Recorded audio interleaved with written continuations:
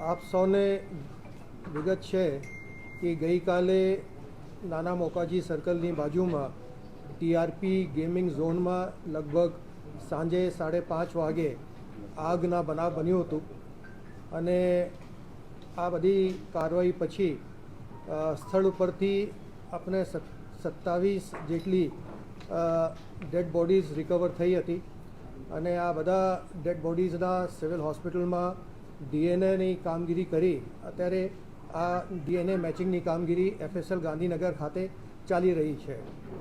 આ બનાવના અનુસંધાનમાં રાજકોટ તાલુકા પોલીસ સ્ટેશનમાં 304, 308, 337, 338, 114 મુજબ 6 આરોપીઓ વિરુદ્ધ ગુના દાખલ કરવામાં આવેલા છે, જેને પૈકી 2 આરોપી યુવરાજ હરિસિંહ સોલંકી જે આ બધી ગેમિંગ ઝોનના વહીવટ કરતા હતા અને સાથે સાથે એનો મેનેજર નીતિન જૈન એની ધરપકડ અત્યારે કરવામાં આવી છે. બાકીના જે 4 આરોપીઓ છે એના માટે ક્રાઇમ બ્રાન્ચની 4 ટીમો અત્યારે કાર્યરત થઈ રહી છે અને ઝડપથી આરોપીઓ પકડાઈ જાય એના માટે તમામ પ્રયાસો રાજકોટ શહેર પોલીસ દ્વારા કરવામાં આવી રહ્યા છે. આ ગુનાની તપાસ ક્રાઇમ બ્રાન્ચને સોંપવામાં આવી છે અને જોઈન્ટ એડિશનલ CP સુશ્રી વિધિ ચૌધરી ની હેઠળમાં એક સ્પેશિયલ ઇન્વેસ્ટિગેશન ટીમની રચના કરવામાં આવી છે, જેને અંદર DCP ઝોન 2 સુધીર દેસાઈ એવં DCP ક્રાઇમ બ્રાન્ચ એના બીજા સભ્યો હશે. અમારા તમામ પ્રયાસો હશે કે ઝડપથી આ ગુનાની તપાસ પૂર્ણ કરી એને જેટલી ઝડપથી અમે આ ચાર્જશીટ કરી શકાય એની ચાર્જશીટ કરીએ. એના માટે જેટલા બી વૈજ્ઞાનિક પુરાવા ભેગા કરવાનું છે એના માટે સ્પેશિયલ FSLની ટીમ ગાંધીનગરથી આવી છે, એ પણ પોલીસની મદદ કરી રહી છે અને જે પણ બીજી કાર્યવાહી કરવાની થશે અમે આ બધી કાર્યવાહી કરી અને આપને સમય ઉપર આની પ્રોગ્રેસની અમે જાણ કરતા રહીએ. પ્રાઇમરી ઇન્ટ્રોગેશનમાં શું નીકળ્યું છે પકડાશે? આ જે ટીઆરપી ગેમિંગ ઝોન કે જ્યાં દુર્ઘટના થઈ ડિસેમ્બર મહિનામાં પોલીસે આને મંજૂરી આપેલી છે. આ ગેમિંગ ઝોનની નવેમ્બર 2023માં બુકિંગ લાયસન્સ આપવામાં આવેલું હતું અને એને પછી 1/1/2024થી 31/12/2024 સુધીની રિન્યુઅલ આપવામાં આવેલું છે. આજની મારી અત્યારે કોન્ફરન્સ આપને ગુનાને લાગતી વિગત માટે હતી અને જે બાકીની વિગત છે હું આપને પછીથી જણાવીશ.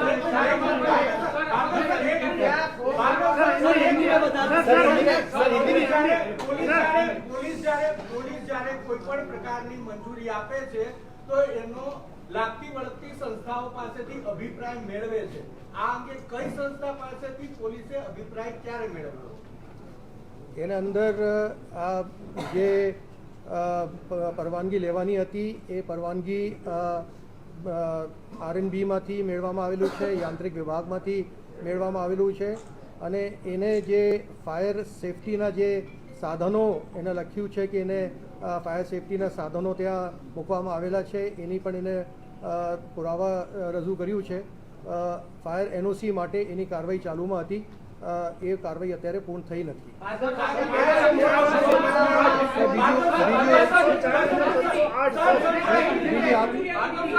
તપાસમાં આવે અધિકારીઓ આખી બેદરકારી અધિકારીઓની કારણ કે એ કોઈ જોયું નથી. તમે ગુનાહિત પ્રવૃત્તિ કરી અધિકારીઓના કોઈના નિવેદન લેવામાં આવશે? કારણ કે અત્યારે તમે ફરિયાદ અત્યારે SIT ની રચના કરવામાં આવી છે. એ બધા મુદ્દાઓ ઉપર અત્યારે આ બધા મુદ્દાઓ ઉપર જોઈ રહી છે. એની માટે સ્પેશિયલ SIT ની ટીમ આ બધા મુદ્દાઓની ચકાસણી કરી રહી છે. સાહેબ, એક તરફ તમે એમ કહો છો કે એને પરમિશન નથી, મારી જોડે પ્રૂફ છે. કલેક્ટર, પોલીસ કમિશનર, તત્કાલીન SP અને DCP એ ત્રણેય ચાર લોકો ત્યાં એન્જોય કરવા ગયેલા એના ફોટા છે. જો પરમિશન નથી, સામાન્ય નાગરિકને ખબર નથી, અધિકારીને તો ખબર હોય ને, એ એન્જોય કરવા જાય તો પછી સામાન્ય માણસ તો મિસગાઈડ થાય કે ન થાય.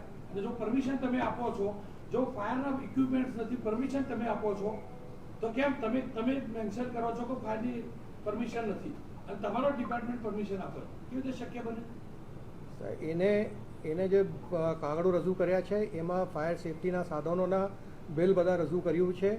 એ ફાયર સેફટીના સાધનો ત્યાં હતા, પરંતુ જે પ્રમાણમાં એને કાર્યવાહી કરવી હતી એ કદાચ થઈ નથી. એટલા માટે આ આખી દુર્ઘટનાને આપણે કંટ્રોલ નથી કરી શકતા.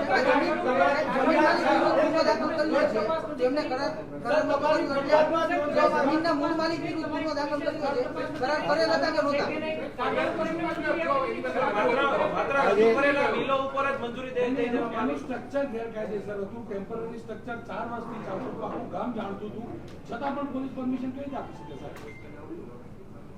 આ જે એ લોકોની જે પાર્ટનરશિપ ડીડ હતી એના અંદર જેટલા બધા એના પાર્ટનરો હતા એ બધાને આપણે આરોપી તરીકે ગણ્યા છે અને એના ઉપર બધાને ઉપર કાર્યવાહી ચાલુ છે.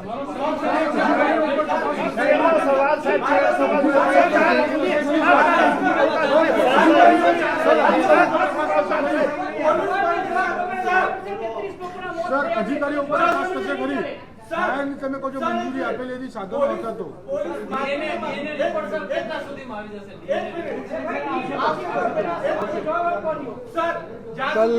कल शाम को जो टीआरपी के अंदर गेमिंग जोन के अंदर जो बना है उसके अनुसंधान में आज राजकोट तालुका पुलिस स्टेशन के अंदर आईपीसी 304, 308, 337, 338, 114 मुजब 6 आरोपियों के ऊपर गुनाह दाखिल किया गया है.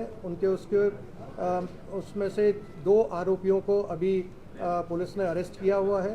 बाकी 4 आरोपियों के लिए स्पेशल क्राइम ब्रांच की टीम काम करी रही है कि बाकी आरोपियों को जितनी जल्दी से जल्दी हम पकड़ सकें और एफएसएल की टीम के साथ मिलकर जितने भी वैज्ञानिक पुरावा इकट्ठे करने हैं वो इकट्ठे करने की कोई प्रयास चालू में है.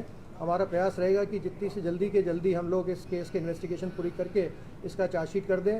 स्पेशल पीपी की नियमों के लिए गृह विभाग को अर्जी कर दी गई है. उनका भी आज शाम तक या कल तक सुबह तक निमुक्त हो जाएगी.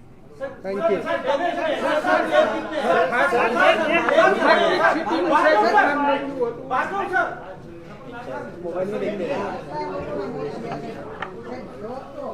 રાજકોટ